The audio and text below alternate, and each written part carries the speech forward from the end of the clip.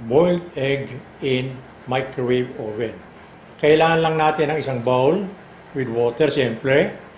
And then, kailangan meron din tayong salt. At siyempre, yung egg. Ang ating bowl na may tubig, lalagyan natin ng salt. Using a spoon, stir mo siya hanggang sa matunaw ang salt.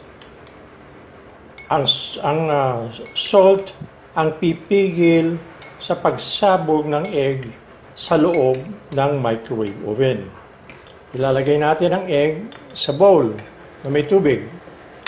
You have to set your microwave oven sa high temperature, microwave for 10 minutes.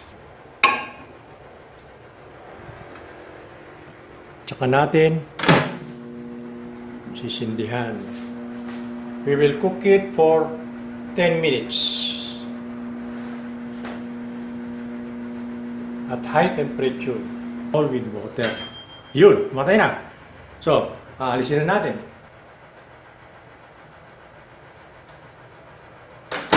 We will let it stand a couple of minutes bago natin ilipat sa pang bowl with cold water para madali siyang lumabig.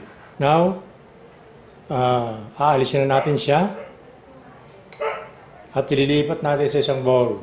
Yung 10 minutes is soft boil. Pero should you want it to be more hard-boiled egg, make it 15 minutes.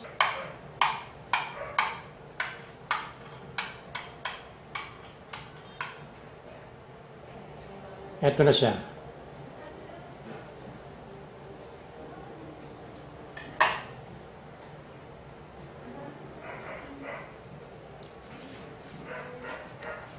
A nice hard-boiled egg inside a microwave oven.